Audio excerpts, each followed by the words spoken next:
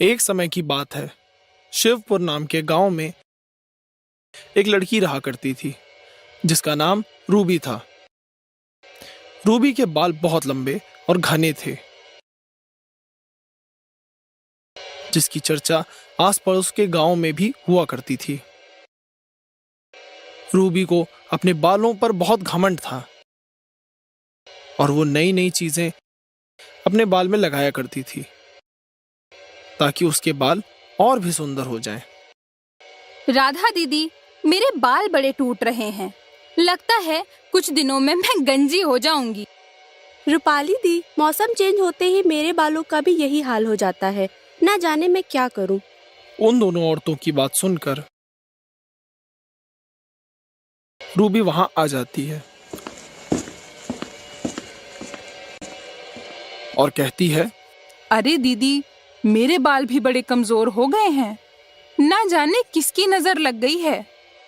पर रूबी, तुम्हारे बाल तो बड़े सुंदर हैं, तुम ऐसे क्यों बोल रही हो? मेरे तुम्हारे जैसे बाल होते तो मैं हमेशा संभाल के रखती।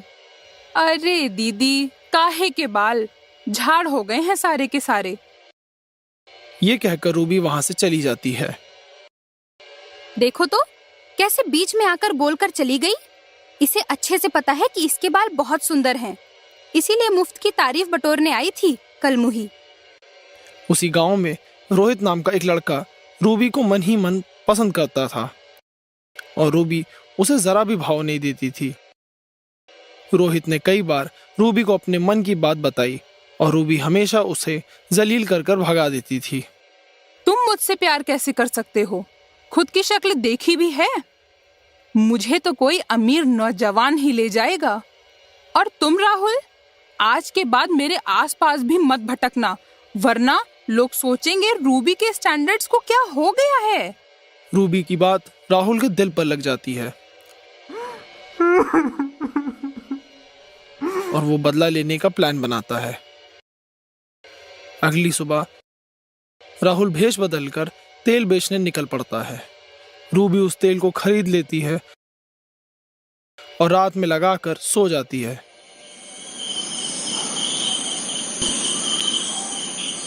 अगली सुबह रूबी के सारे बाल टूटकर गिर जाते हैं। हाय मोरी मैया, ये क्या हो गया? अब मैं क्या करूंगी? और खिड़की से भी पड़ोसन ने मुझे देख लिया है और वो हंसते हुए पूरे गांव को बता देगी। अब मैं घर से बाहर नहीं निकलूंगी। कुछ दिन बाद एक पेड़ से रूबी की लाश लटकी मिलती है। रूबी अब एक चुड़ैल बन चुकी थी।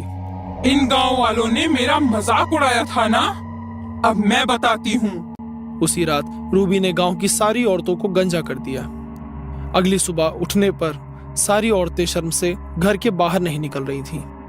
फिर एक एक करके रूबी ने औरतों को मारना शुरू कर दिया। ऐसे ही कई रात औरतें घर के बाहर मृत मिलती। गांव के लोगों ने इस सब से परेशान होकर पड़ोस के बाबा को बुलाया। बाबा उस पेड़ के पास गए जहां रूबी ने फांसी लगाई थी। बाबा ने अपने तंत्र विद्या से चुड़ैल को बुलाया और चुड़ैल से बात करने की कोशिश करने लगे। तुम क्या चाहती हो और लोगों को क्यों मार रही हो? मैं जब गंजी हुई तो इन लोगों ने मेरा मजाक उड़ाया और मेरे गंजेपन को देखकर बहुत हंसे। अब मैं किसी को भी नहीं छोड़ूंगी।